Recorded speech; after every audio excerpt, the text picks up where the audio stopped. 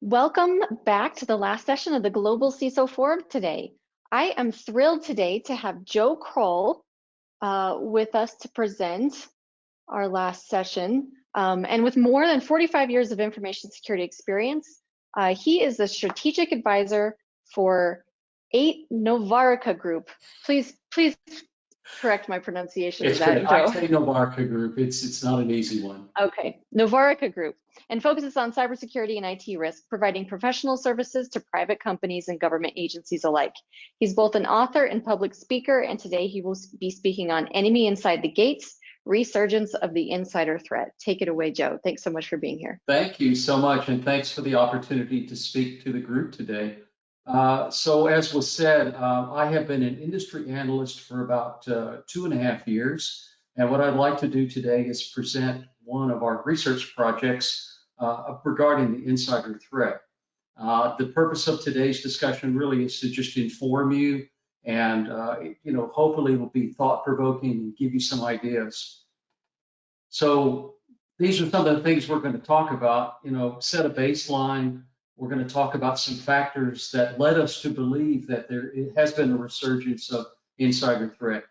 And of course, everybody is all focused on ransomware and business email compromise and all the other things that CISOs have to worry about.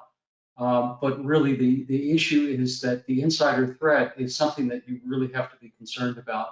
And we'd like to see that insider threat becomes part of every CISO's cybersecurity strategy. I'm going to tell you about some threat cases and why it's so difficult to get information about insider threat, give you some indicators to look out for, and also, in this day and age, it's all about the technologies, but it's not in this sense. Insider threat is really much more process and people than it is about technologies, but I'm going to tell you about some that are emerging and some of the innovations in that space. And then I'll give you some resources so you can stay current after this presentation if you're interested in managing and identifying insider threat in your organization.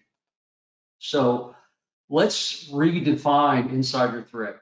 Well, we all know about employees or contractors that have clear intent to do malicious activity. They want to steal information, they want to bypass security controls, maybe destroy data if they're disgruntled. They may lock accounts out, they may encrypt things to keep people from getting there. And this hasn't happened in a while, but it was quite common a number of years ago to plant logic bombs that would explode, if you will, after they were long gone from the organization, that would wreak havoc. These things would go off on a timer and start deleting data or launching worms or malware. Haven't seen a lot of it recently, but always the possibility is there. But insider threat is also because of inadvertent dangerous activities when people make mistakes. The most common one is sending information to the wrong email address. And a lot of email clients, if you send an email to an address, they'll cache that address. And if you're trying to send to john@companyaa.com, when you type in John, it may come up, john@companyb.com, and you then have sent information to the wrong recipient. And believe me, this happens every single day, every year, every month. It happens all the time. Another thing that we find on employees or contractors that make mistakes is they'll delete data that you need for compliance requirements. They just don't know, or they inadvertently destroy something, and you actually need to store that for audit or even legal purposes if it's financial data. We see a lot of instances of a distracted user trying to store data in the wrong place, whether that is in a cloud storage container or someplace on the network which has not been approved for storage of very sensitive information. And then just risky user behavior, using the company computer to do things that you probably wouldn't want to tell your grandmother about. I'll let you read into that. But those types of risky behaviors, one could say it could be malicious activity, but 9 times out of 10, it's really just making mistakes because, they're distracted and they're doing things they shouldn't be doing. So let's talk about who's the insider, and this may be surprising for some of you that have the conception that an insider is an employee or contractor that works within your organization. But in this day and age, we have a lot of new insiders. We have independent contractors. A lot of people have decided that they want to do their sole proprietorship or they want to do their independent thing. And so they're a company of one or two or three people, and they don't have the necessary contracting resources. They may come in with consumer grade computers that don't have the proper controls on them. But you have to consider these contingent workers, and you'll find a lot of them in the marketing department, in finance departments during tax time. They're all over the place. And like I say, they just are not like doing business with a huge company where you have all types of contractual controls. We see more and more, there's been a lot of emphasis on supply chain attacks and suppliers with network access. Well, sometimes these suppliers are all over the network because they need to be. They're performing functions on behalf of your organization. And when they have network access, they may as well be insiders. A lot of organizations take on volunteers. Can you help us with a project? Or can you help us with our foundation? Or can you help us with a charitable project that we're working on? Well, in some cases, they get access to the network and they may do things that they shouldn't do because they don't know any better, or an attacker may take advantage of the fact that they've not been properly trained to phish them or take advantage of their access. We see board members and advisors having more and more access to networks and sensitive data. Not to say that they're not trustworthy, but somebody can impersonate them, they can take over their accounts. It's a pretty enticing target. Some organizations still maintain their own retirement accounts where retirees can come in and check balances. They may get health care or other benefits. They've got network access. Now, admittedly, they don't have access to your crown jewels, but somebody again can make a mistake, or they can get phished, or they could do things that violate security policy because they just don't know any better. So keep retirees in your mix if that's the case for you. If you're a company that does a lot of mergers and acquisitions and you're looking at acquisition targets, there are many cases where the teams will offer access before the acquisition to the target or the acquiring company. And that presents a whole new insider threat because they're dealing with absolutely the most sensitive information in the organization. And here's one that is often overlooked, and it's one that's emerging really, really fast. And this is robots or bots. Whether you have a chat function on a website, whether you have a service desk that uses a bot with artificial intelligence or machine learning, in many cases, our research has found that these bots run with escalated privileges. So again, keep them in your matrix when you start to look at the insider threat. So why do we say that the insider threat is having a resurgence? Well, a lot of it has to do with this thing called COVID-19. We really changed the way we work, and a lot of things happened very, very quickly at the beginning of 2020, when suddenly everybody left the workplace and started to work remotely. So what happened in a lot of cases, there was a lot of uncertainty, and many employees were starting to lose confidence in their employer's policies, or they thought that they might lose their job.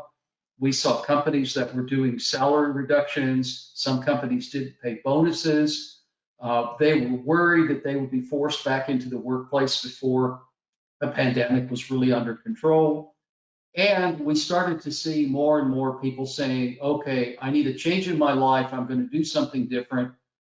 But what they were doing is to prepare resumes and do these pivots. They were using sensitive information to prepare for job interviews. Obviously, that's not a good thing.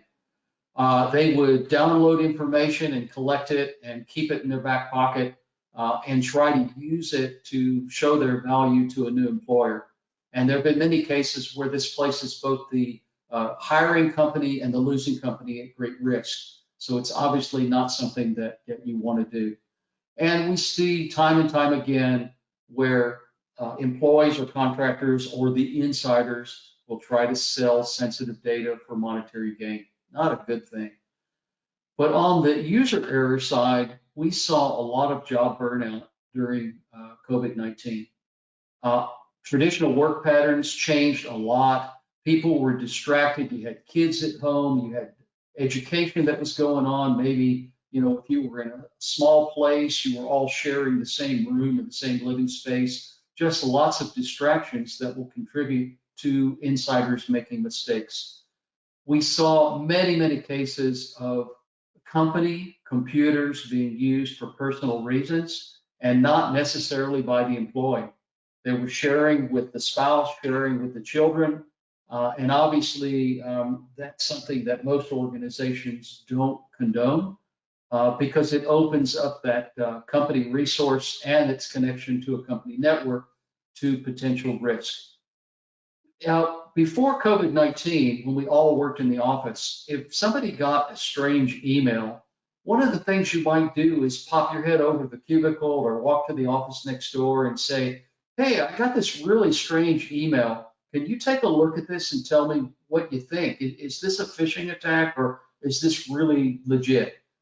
Well, when you're working remotely, it's much harder to do that, and it's very difficult to get that second opinion. So you're really on your own trying to determine what's real and what's not. And the concerns about health and safety that I've already mentioned just really increased the stress level and contributed to users making errors. So this was a survey that was done by the National Bureau of Economic Research in early days of the pandemic. And this is a pretty trusted organization. Their research is not political or biased. And what they found was they did a survey of 3 million employees, 21,000 companies in 16 large cities around the globe.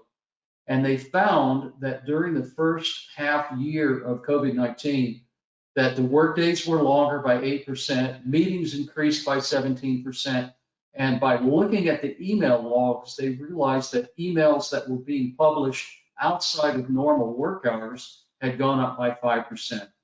Now, I'm sure some of you that are listening today will probably identify with that because the line between work and personal time was really, really very, very hazy during those days of the early days of the pandemic. So this contributes to the stress factors and it contributes to mistakes. So there's some real well-known and documented insider threat case.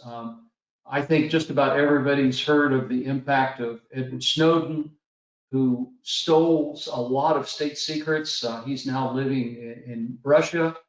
But his sale or his theft of the secrets was not based on money. It was based on his desire to make the world a better place. He had altruistic directions and motivations to do that. Same thing for Chelsea Manning, not for money. It was motivated by, trying to divulge that the government was doing some things that maybe they shouldn't be doing. Same thing with Reality Winner, who was a contractor, former Air Force NCO. Same thing, stole the secrets, not motivated by money. But one interesting case happened back in 2009, and it's been well studied and well documented. Sergei Alenikov was a programmer at Goldman Sachs. And what he did was he was a very sophisticated programmer, and he had access to Goldman Sachs high-speed trading algorithm. And what he did was he took the algorithm and broke it into chunks and sent some to himself via email, and the rest he carried on a portable device. He was motivated by money, and he was caught leaving the United States en route to Russia. They literally pulled him off an airplane. But it took a very, very long time to prosecute him because a lot of the policies and procedures within Goldman Sachs and also the laws that were in force at the time made it very difficult to have a slam dunk conviction. He ultimately was tried and convicted. But here's the deal. You don't see a lot of information about insider threats. The ones that are attributed to the government, yes, because they need to publicize those in connection with the indictments and the prosecutions. But on the commercial side of the house, it is very common for companies not to report thefts by insider or problems by insiders unless they absolutely have to because of law or breach notification rules. They tend to keep these things quiet because who wants to know that an insider has done something they shouldn't do? That having been said, we have some issues of some less well-known insider threat case. Merck, biopharmaceutical company, director of medical and scientific affairs, has been charged with stealing or unauthorized transmission of trade secrets. And how did he do this? He took the documents and he loaded them onto USB devices and emailed himself the data. Now, he's been charged but not convicted. But this is a very interesting case because Merrick had a very, very difficult time detecting because it had been going on for quite some time. And this is not small companies. General Electric. So 2 employees within General Electric within their turbine, their wind generation division, what they did, they've already been convicted. They went to the sysadmin in their business unit and they said, hey, why don't you give us access to these files? We really need these to do our job. And once they got that access, then they were starting to send a lot of proprietary data for the computer models for calculating the turbines to private email addresses and uploading those to commercial cloud services. And one of those employees actually went off and started a whole new company and had intentions of competing directly with General Electric on gas turbines, or wind turbines, I should say. And here's the big one. In June of 2020, the South African Post Office Bank, which is known as Postbank, they had some insiders who stole the master encryption key for all of their 12 million credit cards or bank cards. And they had to replace those once the secret had been divulged. They could no longer trust those cards, and they had to reissue them at a cost of $58 million. This has all been publicly documented. They were quite transparent about the damage from this particular attack. But with those keys, these insiders were able to go in and look at every customer account, and they were able to manipulate those accounts to siphon off $3.25 million just from what they stole in 25,000 fraudulent transactions. So these are 3 really good examples of insider threat cases. And one reason why you might want to say, okay, I haven't heard too much about this, but it's probably something I need to be concerned about. So what are some indicators and some controls regarding insider threat? Well, if you've ever worked in intelligence before or in a position where you held a security clearance, some of these things are going to be quite well known to you, like unexpected changes in employee performance, where you have a stellar employee that suddenly just starts making mistakes and doing dumb things and their head's just not in the game. That's probably a good reason to take a look and say, what's going on here? It might be a very valid reason, but on the other hand, it might be an indicator that they're very nervous about their situation in the organization. Employees that are passed over for promotion or didn't get their bonuses, again, that's something that may be an indicator that they should be looked at for the potential of insider threat. Same with disciplinary actions, those that always run around saying, oh, I can't take this anymore, I'm going to quit. Risk of flight, I'm going to go work for a competitor. If you see employees that are making multiple attempts to violate their security policies, maybe by trying to get access to parts of the network where they don't belong, that could be an indicator. And also, as was the case with General Electric, employees that are asking for access to files and databases that they just have no reason looking at. Why are they asking for that access? That could be an indicator, or there could be a very valid reason, but it requires some intervention. And those of you that have worked in intelligence, you know that the big thing is unexplained displays of wealth. That's when Mary, who drives a Volkswagen, suddenly shows up in the brand new Lamborghini. Well, there might be a very good reason for that, but again, it's something to keep an eye on. So what can you use for detective controls? Well, you can start to have a good relationship with HR, and you can check in with them from time to time and find out what's going on with these disciplinary actions or risk of flights or performance changes, because they're going to see it long before you are in the security department. But from an IT monitoring perspective, you probably should tell folks within the IT team outside of security, hey, this is what an insider threat looks like, and these are the kind of things that we're watching out for. Access logs are very, very good detective controls to see when employees or insiders are trying to do things they shouldn't do. And in some cases, behavior monitoring and analysis, and I'll talk more about that when we talk about the technology piece. And I'm sure almost all of you are doing background checks prior to hiring an employee, but that may be part of the problem. You may do a background check when they're hired, and for the next 10 or 15 years, they're progressing through the organization and taking on more and more responsibility and having more access to sensitive information, but you don't go back and do the background check. You have no idea what's going on outside the four walls of the company. So a good detective control would be to say, hey, somebody's going to be promoted into a leadership role. Should we update the background check? So I mentioned there's some technologies, and because the insider threat is coming back again, it's coming full circle. Organizations or companies now are investing and they're innovating with different ways to be able to detect and manage insider threat. The one that several companies have bet the farm on is user and entity behavior analytics, or UABA. This means you're taking a lot of data, you're dumping it into a data lake or some other type of data structure, and you're using different queries and analysis on the data to try to literally pull out the needle in the haystack. Because insiders, by the very nature of their employment, they have access to your network. They have access to sensitive data. The question is, what are they doing with it, and are they trying to expand that access? The next technology is the technology of identity repositories. So we control our employees, and in some cases, we put our contractors in directories. Active Directory is probably the most prevalent, but we don't tend to do that for some of these other insiders that I mentioned. We kind of manage them outside the system.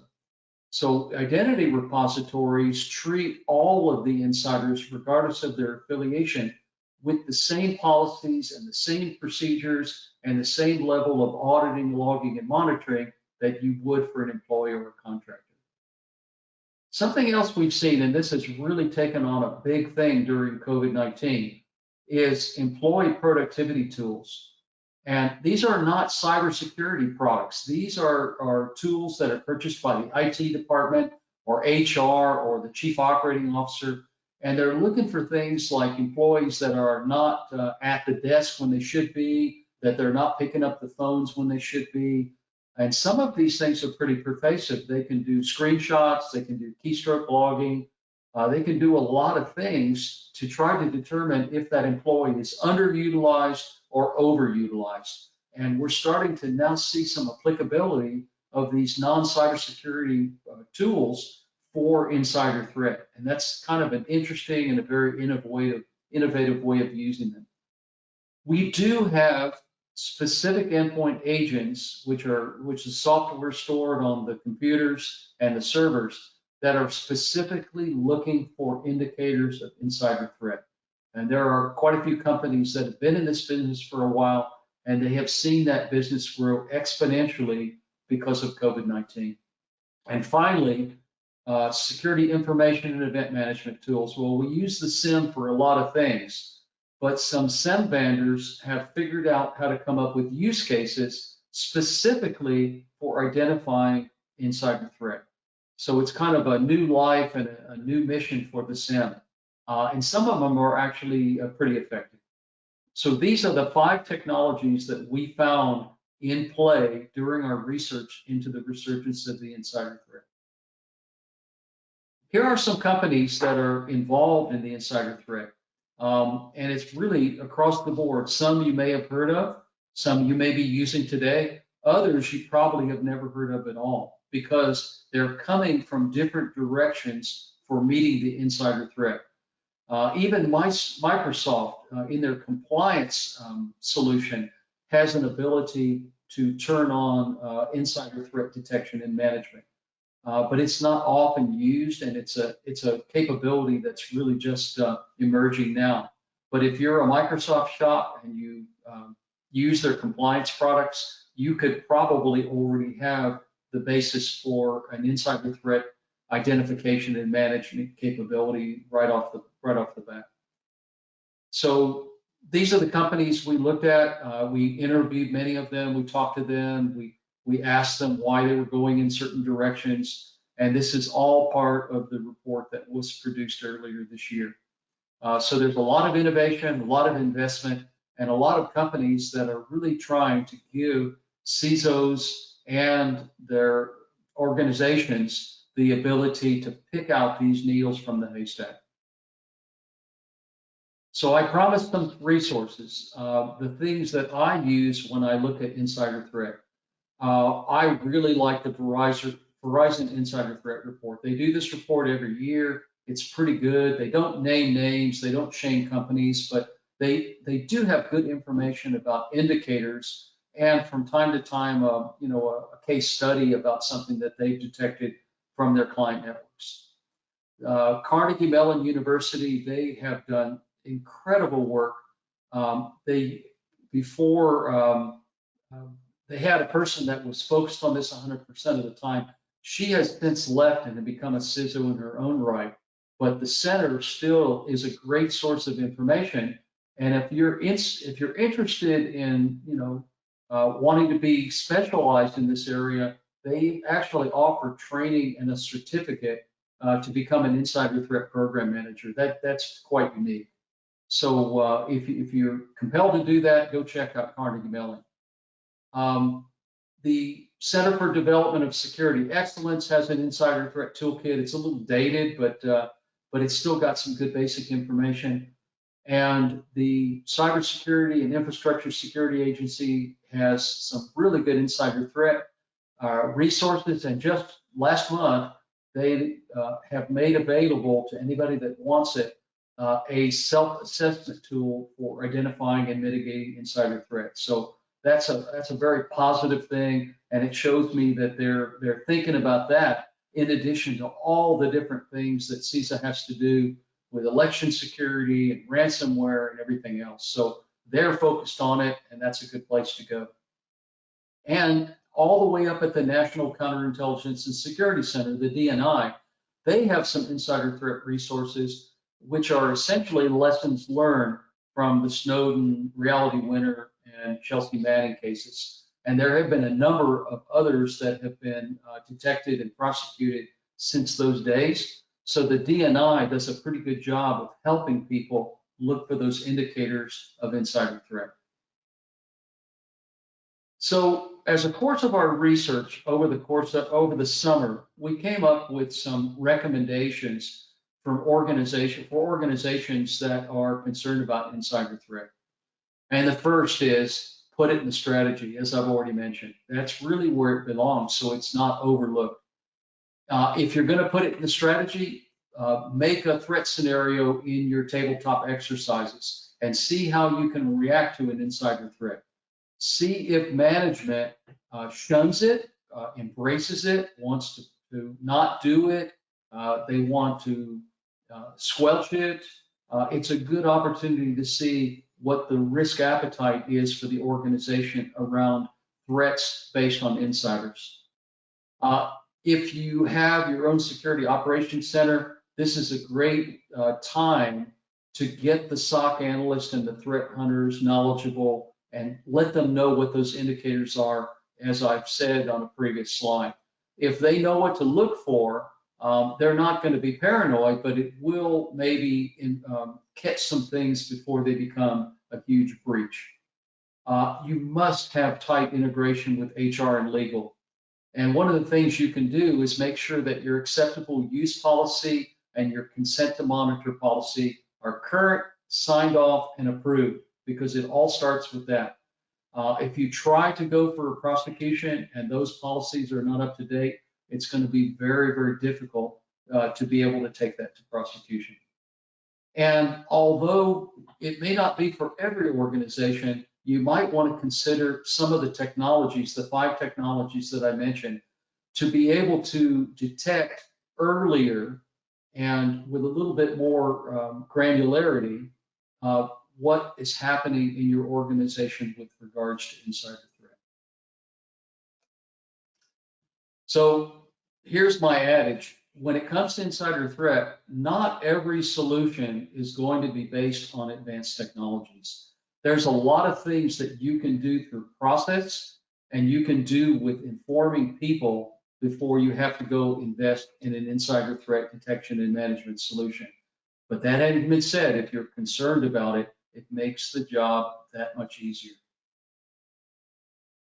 So this is a little bit about Aite-Novarica Group. We are the bridge between technology and financial services companies. I will talk to a lot of CISOs. I talk to a lot of technology companies.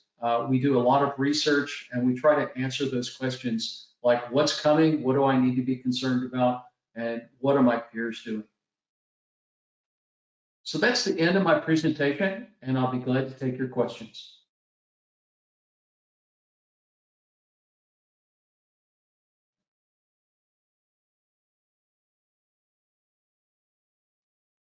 Hey, Joe, Do we have any questions? We have one. Can you see it? No, I do not see it. Let's see. Okay. It says, which solutions can be used for insider threats? Oh, which solutions can be used for insider threats? Well, I think I pretty much covered that, but you know, it starts with having good policies and procedures. It starts with having good training for the IT team, being able to have that tight integration with HR and legal, and making sure that the leadership of the organization knows that you're not on a witch hunt. This is something that is in the threat metrics. It's always been there. But if you're concerned about it, particularly if you've got some real secret information or intellectual property, it's something that you want to keep an eye on. And as I said, if you want to move on beyond just the process piece and you want to invest in technologies, whether that's UABA, whether that's a enhanced directory that takes all the insiders into one management console, whether that's enhancing your SIM, there's lots of ways to do this today. And they're all coming at the solution from a different direction. So it really depends on, one, how serious or do you want to be about this? It also is contingent on, do you run your own shop or do you use a managed security services provider? Because the MSSP may already have solutions that they can offer, that they're already trained on, and they can deploy those in your organization. You also might want to check with your HR department or with the CIO shop to see, hey, are we doing anything around employee productivity analysis? You may already have these tools in place, and you can start to take those feeds and drop them into your SIM. So there's lots of different ways to have a solution set for this, but it's not a one-size-fits-all for all organizations.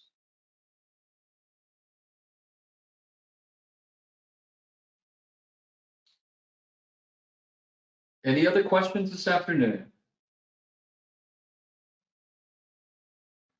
Well, I really thank you for your participation, and I hope I've been able to impart some knowledge, and it's been a pleasure. Thank you all for. I see some other questions. Just a second. Okay. 1 second. I'll just address those. I think I still have time. The problem is I only see one line of the question.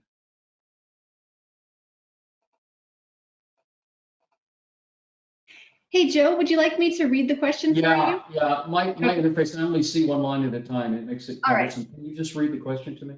Yes. Can we say that knowing insider threat reduces social engineering, or is there a way they are related? They are definitely related. Social engineering, as I mentioned, our definition of insider threat is not only those that are malicious, but those that are distracted. And if you're distracted and you're not, if you don't have 100% focus, it's real easy to phish that employee or that insider. If you're thinking about the kids, if you're thinking about education and the courses, and you're worried about doctor's appointments and all these things, it's much easier for you to get phished or social engineered or take a phone call and not be focused on the fact that they're asking for data that you shouldn't be giving.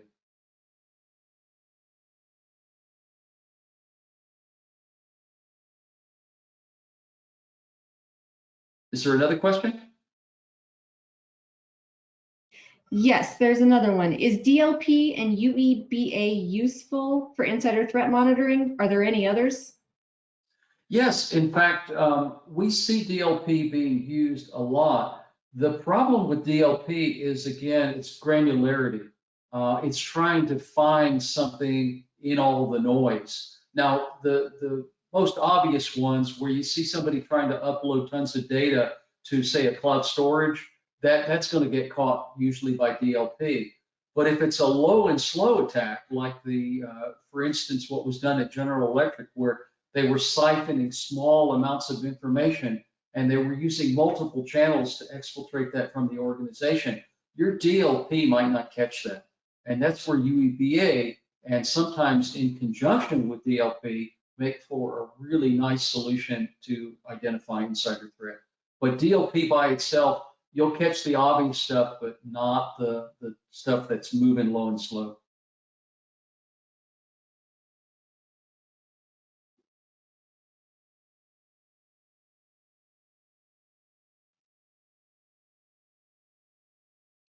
Any others today?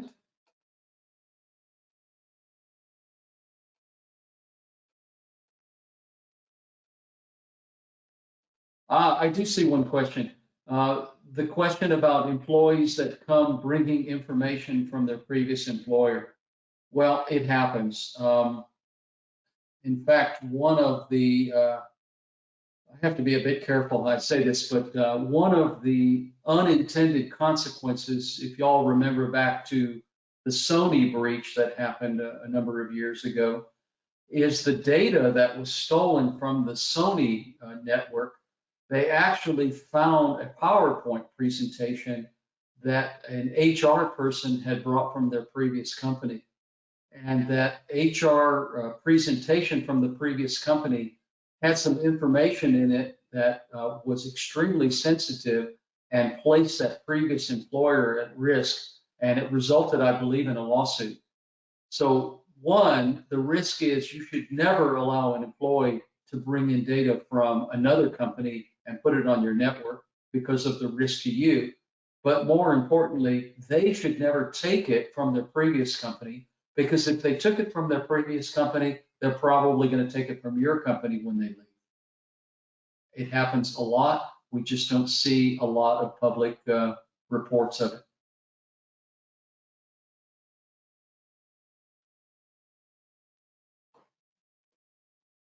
Okay, I think we'll wrap up. Thank you again for your participation today. And if you have any questions offline that you'd like to, if you will pass that to the organizer, I'm sure they'll get it to me and I'll get back to you. Yep, sounds great. Thank you so much, Joe, and thank you all for joining us.